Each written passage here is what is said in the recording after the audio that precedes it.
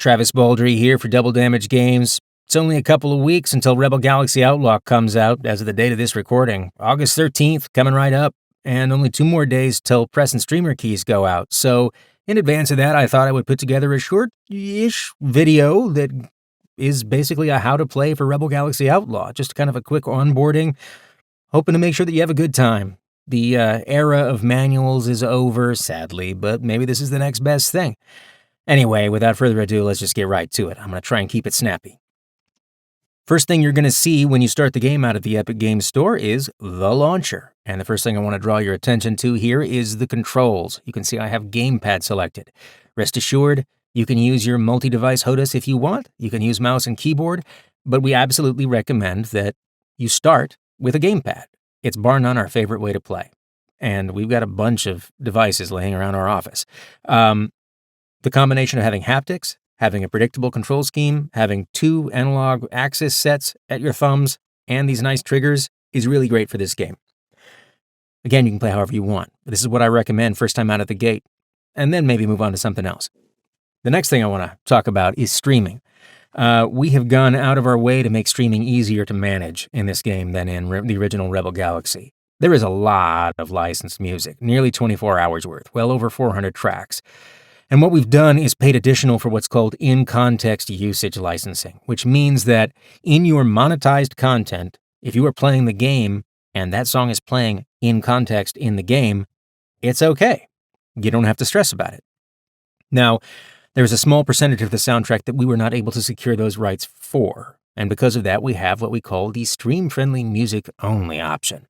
If you check this box, then when you are streaming, it will filter out any music that we were not able to secure those rights for. Simple, right? Now, I should say that even with this option enabled, a lot of the copyright strike stuff is automated. So you may still get a copyright strike on songs that are legitimately licensed for this use. If that happens, don't worry. You click on this question mark button, and it's going to open up a page on our site, which is going to give you information about the license. But most importantly, down at the bottom, it has this little block of text, which you want to copy and paste into your response to the strike. We've already talked to the licensors about this. They're expecting this. And basically what it says is that Double Damage paid for this in-context usage, and it's cleared for use in your monetized work. That's it. We want to make this as simple as possible and as painless as possible, both for you and for the licensors. And then you don't have to email me, which is fabulous. So, let's get right into the game. Now, I've already got a game queued up. You don't need to watch the intro cinematics. You sure don't need my help for that. We'll speed things along that way. I do want to show you something about the game modes. I want to say this really quick. There are 4 game modes that you can play the game in. These are not changeable after you start. This is set for the duration of the game, so choose carefully. Normal is what we expect and want most people to use. It's kind of like the default experience. If, however, you are like me and you played Privateer within the last 10 years and you like starting the game in a potato with a world's worst laser, a radar that barely works, no afterburners, and, just garbage all around, and you want to scrimp and save for every toehold that you can get, then Veteran is what you want to do. The rest of the gameplay is the same, you just don't start with as much of an advantage. Sim and Old School. I advise you not to do these as your first playthrough of this game. These are significantly harder and remove most of the assists that make this game more accessible to most people. Maybe I can't dissuade you, but my advice, unless you meet the criteria of being similar to me, is to do normal. Let's go ahead and continue this game I have in progress. Like I said, I'll try and keep this fast. We'll skip where we can skip. When you first start the game, this is what you're going to see. It's the Concourse for Lubbock. And you're going to have a story mission at the end of the intro dialogue that you went through. That story mission is going to send you to the Nacogdoches mining station. But before you go there, we're going to do a little stock taking. First, let's have a look at our ship. If you started in normal and you go to the equipment bay, you'll notice that you have a combat laser, which is not the worst laser, like you would get in Veteran. And you have a heat-seeking missile launcher. Not too shabby. You have some very basic, generally terrible defensive measures. No countermeasures at all. Notably, you have an afterburner, which you do not start with in Veteran. And you have an actually remarkably good radar, which has threat coding, which means nice things are blue and not nice things are red, and you get some color coding for cargo. You start with an awful radar in Veteran. Everything is gray and you got to figure out yourself. You don't have a cargo hold extender and you don't have a tractor beam. I want to point you at the tractor beam specifically. This is something you want to get as soon as you can. This is the doorway to additional wealth, and a lot of the way that you advance in this game is through money. So, bear that in mind. Now, speaking of money, the story missions in Rebel Galaxy Outlaw, the primary story missions, don't really net you much in the way of cash. They're not a money-making endeavor. Side story missions do open up that give you fairly significant financial rewards, but you aren't going to do those right away. You always want to be taking into account how you can make money. You're a space mercenary, so you want to go to the mission board and pick up side things to do. You want to keep your eyes out for good trading deals. Maybe you're going to find loot. You're going to collect some bounties. Maybe you're going to go a little pirate. There's lots of ways to earn money. And so you always want to be keeping those in mind. To that end, before we head out into space, let's pick something that's going to make us money. Now, these are all color-coded, so you can see the orange one is like high risk, white is kind of normal, green is easier. This is a local delivery, and notably, it's a delivery to a place that we're already trying to go, the story mission that we were initially given to go find a guy named Richter Brust on Nacogdoches. So this is like 1,500 credits for just showing up. We might as well get it, right? I'm also going to pick up this minor threat combat mission, just because I want to show you a little bit of combat, and we're going to try and keep this compressed. Now, this is a Commonwealth mission. It has that little symbol next to it. That's the Commonwealth symbol. That means that this builds, for lack of a better term, good guy faction. If you see one with a skull, that builds pirate faction. So that's how you kind of push your standing. If you want to go full pirate, you don't want to do a lot of these because it's going to undermine that objective. All right. And we're just going to get to space so we can talk about flying and auto pursuit and shooting and all this other stuff that we want to get through. And I'm going to skip and skip. Everything is skippable. All right, here we are in space. Notably, we also have a hostile, so I'm going to talk about auto pursuit first thing. The first time you see a hostile, it's going to give you a little tip about it, as long as you're in a mode that has auto pursuit. We don't need to read this, I'm going to talk to you about it, so here we go. Oh, he just died. There's bound to be another one, right? We're going to find out. Don't undermine me, there we go. Now you see that he has just single red lines around him. When I hold the left trigger, see how those goes double? And you see on the multifunction display in the bottom right that says locked? I'm now auto-pursuing this target. And the best analogy I can come up with for this is like Z-targeting in Ocarina of Time, or grappling hooks in any game that has grappling hooks. This is like a tether. It tries to keep you attached and following this ship. Right? Now he's dead. And the police took him out for me. But you can use an auto pursuit on anything. So, for instance, let's look at one of these cops. Let's look. Where's a little cop? There's one. As long as I hold this, I'm going to follow him. I can use my boosters, which you use by clicking in on the left stick, to close that distance and get closer. And when I get really close, you'll see that my throttles, down in the bottom right, you see the set? That's my throttle. That's my target throttle. And you can see how it's slowed down to prevent me from overshooting and running into him. You can also use this to follow friendly targets. It also works on waypoints. So, for instance, this yellow diamond is the mission that we want to go to. I'm now auto-pursuing that mission. Right? Now, the next thing that people ask a lot about is throttle. While we're talking about throttle and pursuing people. Your throttle, if you want to manage it manually, is done with the A and B buttons. B drops your throttle in 25% increments. So you can see set is now at 0 because I've hit it 4 times. If I hit A, that takes my throttle up in 25% increments. Now I'm at half throttle. Now I'm at full. That's it. And I'm getting scanned. Of course it's all fine. All right, let's go ahead and before we go, Doc, let's go shoot some dudes. Now that we've talked a little bit about auto pursuit, this was that minor threat mission that I got. Now you can see this is a you can tell that this is a side non-story mission because it is a hollow yellow diamond.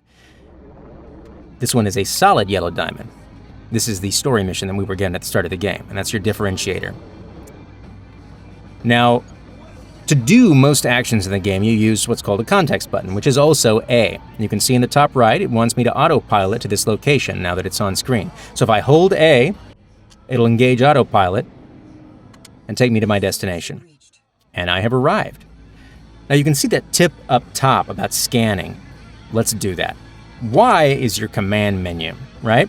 It's this big radial menu. And you can see it's blinking over here on scan area. When I do this, any mission important targets are going to get a special icon on them so that I know that I want to do something with them. See those red diamonds? I've got 2 ships now with red diamonds. We also have what's called the targeting mode if you want to take a little slower look at things. We're going to go to the targeting mode. It goes to an isometric view that pauses everything. No stress, no fuss, right? I'm right there in the middle. My right stick works like a mouse cursor. My left stick pans. These little red jobbies are the ships that are hostile that I want to be killing because we just scanned them, right? Now you see this little yellow line between him. We can zoom all the way in and look at him, see what he's actually shooting. You can see it. That yellow line shows who he's attacking. He's attacking this trader. The trader has a bounty on him. If I wanted to go pirate, I could get that bounty. I'm not going to pirate. So maybe I want to kill this pirate who's attacking this trader. I can lock him here by hitting A. And when I leave, I can... Oops, he's dead. Messing up my demo. Let's go target this other guy. We'll pause.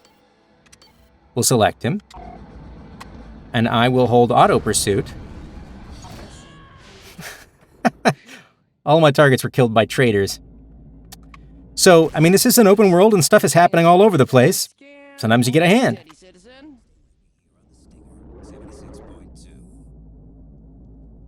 I got paid. That's what's important. All right, we will proceed. All right, let's head over and do this delivery now. Before we do, let's take a quick look at the map while I'm trying to pack in as much as possible. On the right side here, you can see local map. This is going to show me the Texas system. Here's where we are. I can zoom all the way in with the right trigger and out with left. Lubbock, this is where we started. We flew this direction. And we're heading over here to Amarillo. If I zoom in, you'll see it. There's Amarillo. That's where we want to go. Here's the Caballeros filling station, the Austin station, and Amarillo, which is another mining base. So this is just one solar system. If I press X down there, I can see the sector map. These are all of the solar systems in the game that are connected. It's going to be a little while before you leave this first solar system. You don't even have a jump drive. You can't use the gates that let you leave. And you wouldn't want to because it's risky. You can tell how risky an area is by checking it here. You see on the right, when it's giving me the detail for the system, this is an extreme threat level, lightly patrolled by the law. Montana is heavily law patrolled, and you can see that it actually has a police station there. All right, we're in Texas. We're going to pop back out. These little blue icons are the jump gates that correspond to those connections. So if I wanted to fly to Kansas, I would go to the Kansas jump gate, and with my jump drive, I would engage it and head to the next system. All right, enough about that. We're going to head to Nacogdoches. I'm going to engage my autopilot. I'm going to skip the sequence. We were interrupted by a distress signal. And up top, it's warning me these could be risky. At the start of the game, I don't recommend that you go and immediately try and rescue people in distress. You're probably not kitted out for it yet. And this distress event will remain if you were to come back by, and you'd be able to see it again until it has been cleared. We're going to ignore it, because that's what I advise you do, at least for a little bit. And we're going to head to Nacogdoches. Now, to dock at a station, all you got to do is fly into it. So we're just going to let ourselves coast on in, and I can boost in. Clearance granted. You are now entering an automatic landing zone. And we're going to skip. And skip. I like to watch these, but I know you're going to skip them. We've landed. Now you can see on the right, it told me my cargo was removed, but you can see it was removed from my my cargo hold, and I received 1,500 credits. Fantastic. Got a little more money now, and I got paid for that other mission where everybody else did the hard work for me. So I'm going to go to the equipment bay, now that I have this fabulous cash, and I'm going to buy a tractor beam, because the tractor beam is going to let me pick up stuff, which is going to let me make extra money faster.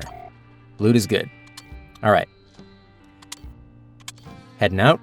All right. Now, one thing I want to show you, and which I recommend you do the very first time you play, is head to the bar in Nacogdoches, because there are bar games sprinkled throughout the Dodge sector. You've got dice, slots, 8-ball, and arcade games. And several of these usually have wagers involved, and sometimes those wagers involve equipment, good equipment, that you can get for a lot cheaper as long as you win the game. Nacogdoches has a particularly nice piece of equipment for really cheap, and it's a tracer. And a tracer is kind of it's a machine gun kind of weapon. It doesn't use any power, but it does have kind of like a longer reload. But I love the weapon to bits. Now, you can only win this from this player once. Yeah, they only offer it the one time. After you've won it, you can't go and farm it. Let's see if we can win it.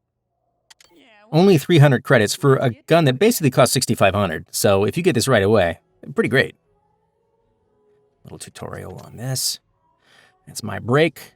I'm going to use the right stick to pull it back. Give it a nice pop. Oh, set me up good, please. Come on. Yes, I got my tracer. A fast forwards in this, by the way. Oh, hell. Well, good game anyway. This'll come in handy. Thanks. All right, now that doesn't immediately equip it. It's been added to my equipment surplus. So what I'm going to do is head back to the equipment bay, go into the weapons, go to this blank hard point, and you can see on screen that little white diamond shows you where it's going to mount the equipment. And I can see I've got this tracer in storage, and I'm going to install it. And now it's installed. Hooray for more guns. And we're in here. Let's pick up another mission from the mission board. Another local delivery, blah, blah, minor threat. Let's get some combat, right? Here's one of those pirate missions. You can see that skull. So this is attacking a bunch of miners. I don't want to do that right now. I don't need that kind of action. Also, while we're in here, let's go to the bar. We have a tractor beam now. So we're going to talk to the bartender. Take a seat, friend. Now, when you talk to bartenders, there's a lot of interesting information you can get from them. What do you say? If you talk to them about news, Anything happening? You're in luck. A miner came in a week or so ago, talking up something. he gave me some quadrant locations. It's not in the Texas system, sadly, or I could go right away and go find it. But you can use that to find treasure out in the void, and sometimes it's a really nice payday. Also, they can give you bounty information. Parts that need rounding up? Sure. The bounty hunters around. They charge for that, Sure. but I'm going to give them 490 credits because if I kill even one bounty off of that information, it'll have been worth it. Appreciate it. All right, we're getting out of here. See you the next time you stop in. All right, we got our information. We've got a mission to do. We're going to take off. We're going to skip these things so we can make this as brisk as we possibly can. All right.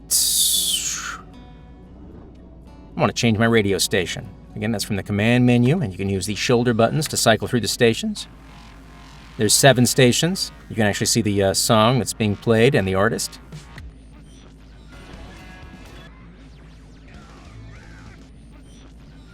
We're going to do a little That's all right. shit-kicking country music here. All right, now you see these red markers are those bounty markers that I just paid for. So let's head to one.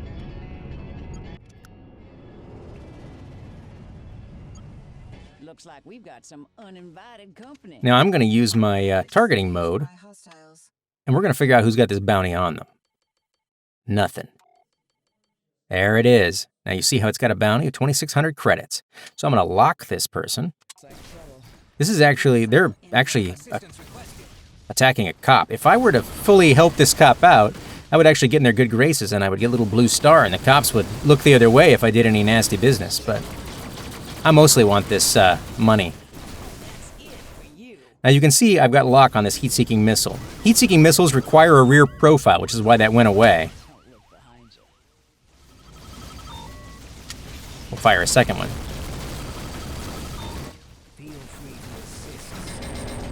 Oh, I'm assisting. And there's my bounty. Oh, somebody's attacking me. You know what?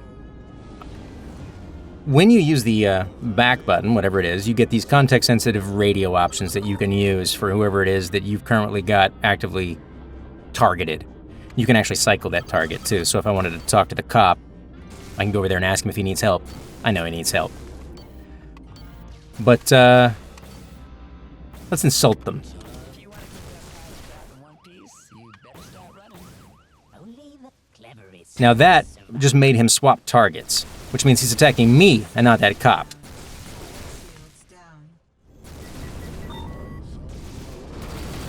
Fire my missile. Try and keep my reticle near that lead reticle in front of him. And I'm holding auto pursuit this entire time. You can see I'm chiseling through his back shields and taking out his armor there on the multifunction display in the bottom right. I don't want to waste another missile on him because I think he's about gone. He's red all over. There he goes. Boom. Now I have this tractor beam, you see, he's been ejected. I'm going to pick him up and I can turn him in for a bounty. Further bounty. Also, he dropped some components. I'm also going to pick those up using my context action button on A. This is some good shit right here. Oh, boom. You can hear the cop. Yeah, you just try and shake this. Now you can also, for those of you who want to play this way, play in third-person mode. And that is on the down D-pad. If you're using a gamepad, will swap you between them. Totally viable way to play. You can get access to all your information sort of packed along the end. Ooh, he's going to drop that. Alien fossils. Well, yes, I want alien fossils. And you can switch back at any time, again, with down on the D-pad. One last, I did that scan, and you can see there's one last ship I have to take care of for this event to resolve. You can tell because of that red diamond. Now you can see, because I have cargo, I could also actually beg off by dropping my cargo, which would give me an even greater chance of having them go friendly on me. But I don't really want them to go friendly. I want to take them out and get my benefit from that cop. Whoa, you're gonna be ashes. I don't think I am going to be ashes. Bye. Bye-bye. That was a close one. Where's this cop? Thank you, ma'am. It's nice to know there are some good folks out here. Police standing improved. Now you see up there that blue star? That means that the cops are more inclined to look the other way right now if I were to have some contraband in my hold, for instance. Now, if I'm wanted, those become red stars, and that is the severity of the police response if I'm in the neighborhood. If you were to commit a bunch of crimes. All right, so I got this ejected pilot. I might as well scoop him up. I get a little money for him, right? Let's change up the music, huh? Locked and loaded, this is red candy for the grinder. Yeah, there we go. And now we picked up our bounty. Now you can pause at any time by hitting start, or whatever that button is called these days. They're always renaming it on me.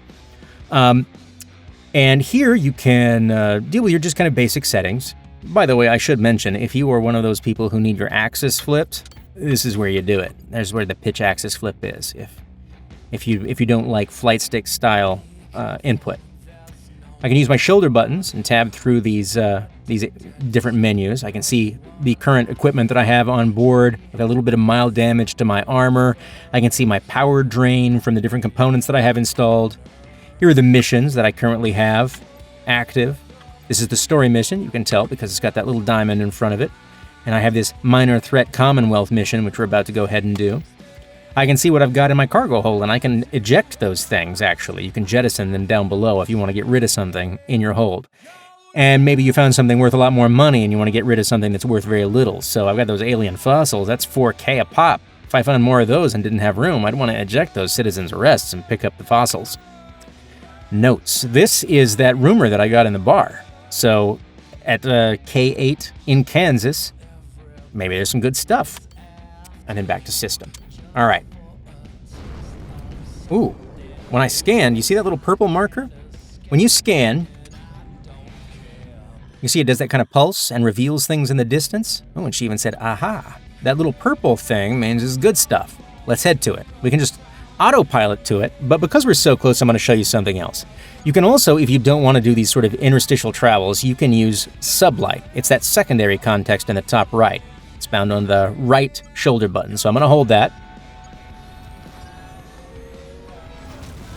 and I'm going to travel in-world to the location. Autopilot disengaged. Destination reached. And this is what I saw on my scanner, this cargo container. And you can see it says destroy container to retrieve cargo. So all I got to do is crack it open. And I got some components. What else is in there? Oh, there's another container. 2 containers. Hostile craft inbound. Yeah, baddies showing up. Missile inbound. I just want the container and to get out. In fact, I'm gonna try and beg off. Iron ore? That's not much of anything good. It's not always fabulous loot. Alright, got some goodies. Now this guy. Let's just see if we can get him to leave us alone. Swear, we just got off on the wrong foot here. Well, maybe we just go our separate ways. So, always remember, you can talk your way out, especially in the early going, because when pirates see you and interact with you, they take into account kind of like your relative strength compared to them and how many of them are around. So, if they're overwhelmingly more powerful than you and you don't have much of worth, they're much more likely to leave you alone. But as I mentioned earlier, your other option is to drop cargo. And if you use that context option, it much further sweetens the deal and makes it more likely that you'll get away without anybody shooting at you at all. So run away when you need to run away. Every encounter is not one that you can win, especially in the early going. All right, I don't think we need another bounty right now. Let's go and do this delivery that we were doing. Best music for blowing the shit out of stuff. Hey, stick around.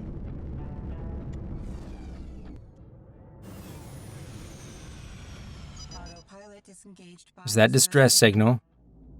We're gonna leave it again. We've done enough interesting stuff. Oh, hell. What'd I get myself into?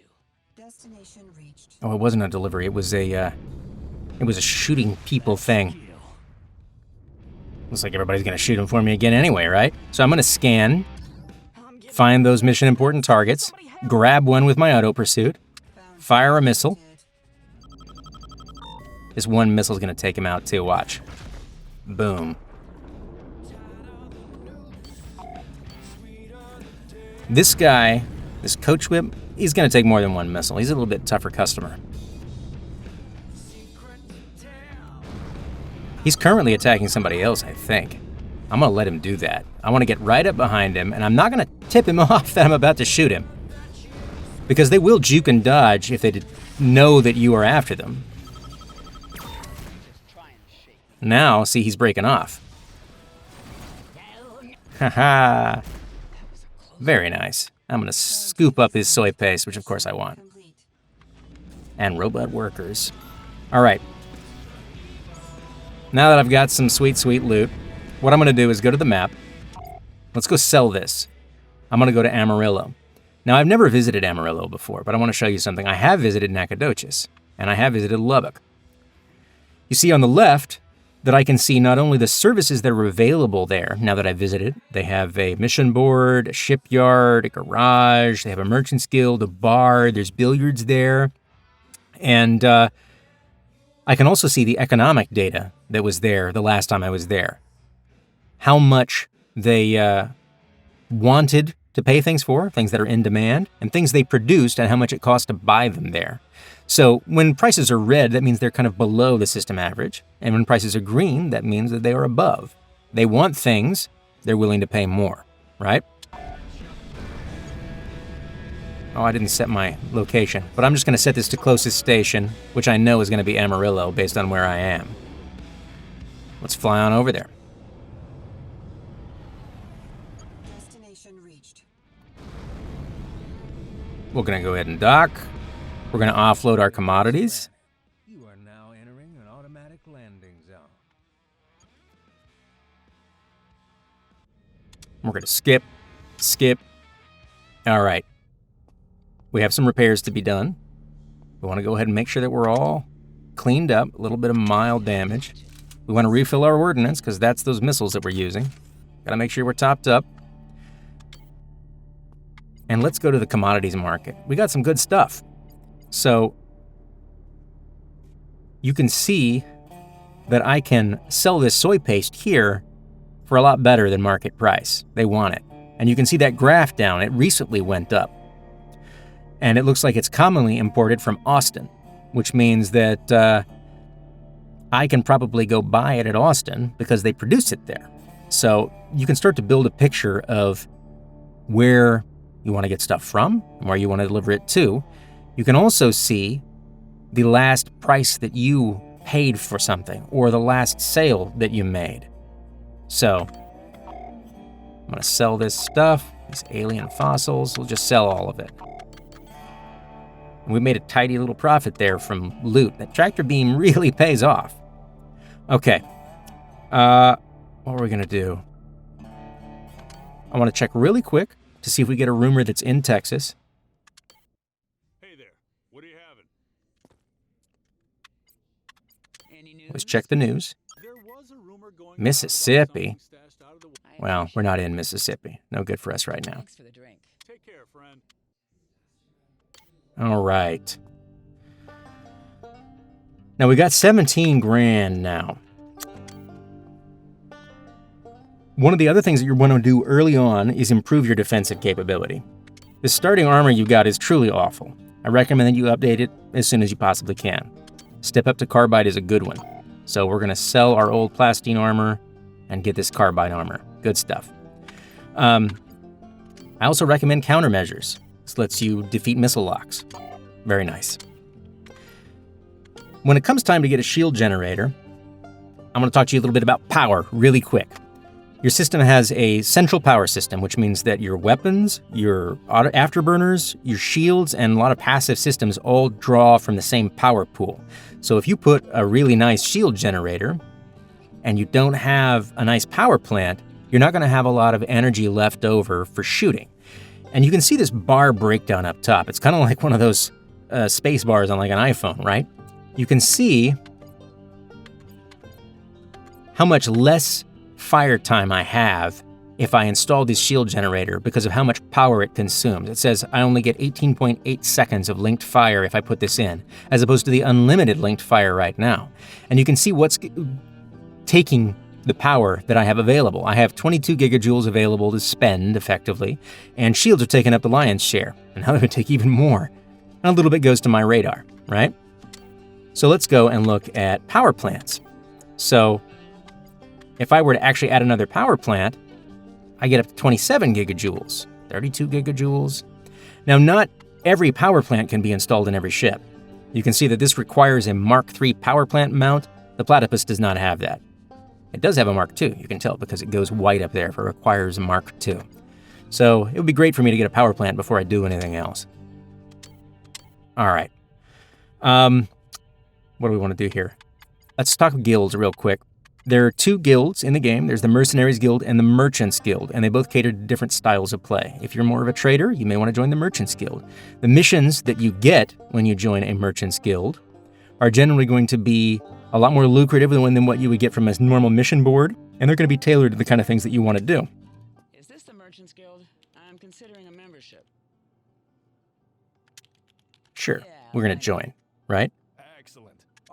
And now we have access to their mission board over here. And those missions are going to be better paying stuff, right? We're not going to do any right now. We'll head to the Mercenaries Guild. Is this the Mercenaries Guild office? I'm thinking about joining up. Yeah. It's a little spendier to join the Mercenaries Guild. won't regret it. Those soldiers of fortune. And then you're going to have more bounty hunting and combat clashes and defenses and stuff like that. Things that people would hire mercenaries to do. Lots of bounty hunts there. All right. And what else do we want to go over here real quick? We'll take a quick peek at the ship dealer while we're here. There are 9 ships, I believe, in Rebel Galaxy Outlaw. There's only a few that you can buy right off the bat, because you'll have to unlock the ability to buy a few more of them by visiting a location and performing some tasks, which I'm not going to get into right now. But when it comes time to buy a ship, you can see that the breakdown of how they differ from what you used to have, with color coding to give you an idea of whether a component is better or worse. So if I were to upgrade to this Sonora, I'm definitely going to get some more hard points, some more hold size. I get a turret on the rear. I can install bigger cargo hold extenders, and it's got a thicker hull overall. Now, one thing I should point out is when you buy these, there's no off-the-lot depreciation. So you aren't penalized for trying out a ship. You can just buy it. It'll transfer all of the cargo and components that it can transfer. And if you don't like it, you go to the other one. You didn't lose any cash, right? So feel free to try them out. You're not going to lose anything out of it.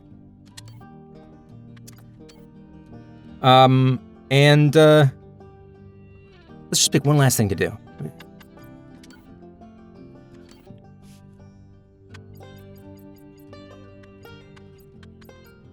Let's go to Austin, and we'll help out with this siege real quick.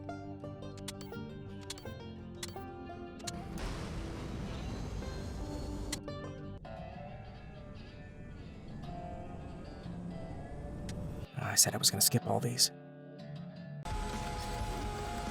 All right.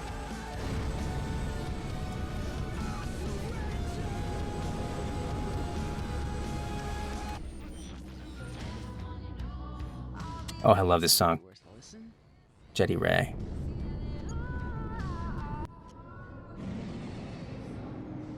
Autopilot disengaged by distress signal. Oh, should we do it though? Why not?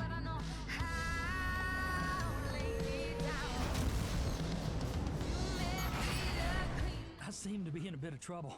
I sure could use your help. Autopilot disengaged. There's no way you're making it out of this alive. Haha. Reached.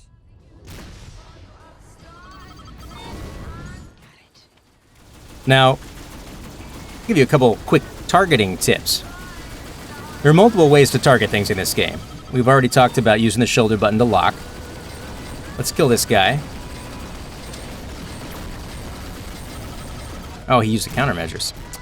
If you hold the left shoulder button and you press up on the D-pad, it will lock the nearest hostile target. And then you can just hold the auto pursuit trigger and find him. I'm going to unlock him. You can also press left or right on the D-pad and cycle through all of the targets if you don't want to pause and go to the targeting menu to do this stuff. Find them, auto pursue them, blow them up, or insult them. Boom. Is there anything finer than some classic country and a long climb stretch? One chestnut. You stick with me now.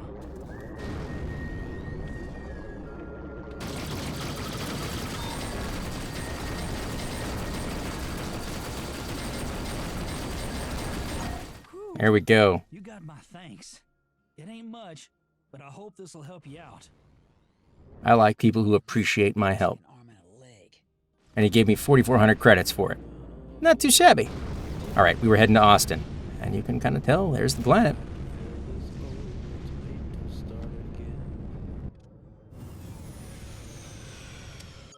Destination reached. All right, Austin Station. And this was a siege event, so there's a bunch of pirates attacking. Fortunately, there's a lot of cops in the region, so I predict a lot of beams of blue light. And there's certainly some sirens. Target destroyed. Oh, I'm an idiot. I didn't wait for my rear profile lock. If you get image recognition missiles, you don't need to wait for that rear profile lock, but they are, of course, spendier. And you don't start with them.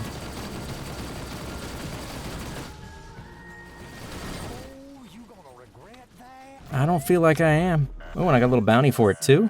Nice. Now, I bought countermeasures, and you see that little blue dot at the top of the central reticle? That's my countermeasures. So the next time I hear a missile incoming, I'm going to deploy those by clicking in on the right stick.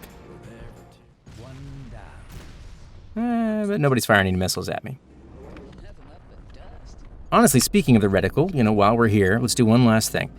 You'll notice that reticle in the center is kind of in the shape of my ship. Now, watch the little orange circle in the bottom right. You see how it's depleting? That's the tracer I'm using on the right side. And as soon as it empties, you're going to see it goes to a reload state. My missiles are there parked in the bottom center, so when I fire a missile, you can see it's reloading, that little reload indicator over the top of it. You can really, at a glance, tell the status of all of the weapons that you have on your ship without having to look all over your cockpit. It's kind of a cool little design. I can also change which weapons are active. Pressing left on the D-pad lets you cycle through your weapon configuration. So I could fire one gun individually. I just want to fire my combat laser, just my tracer, or back to the default full guns.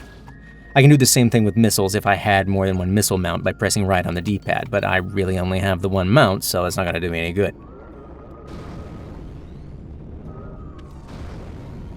Where's this closest station? There it is.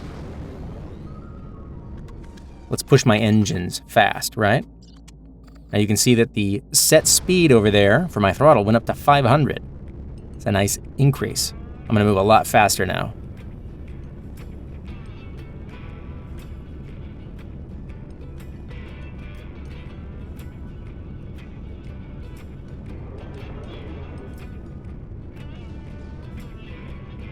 I did wander off while we were chattering about reticles.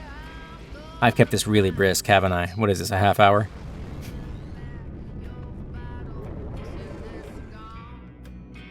Clearance granted. You are now entering an automatic landing zone.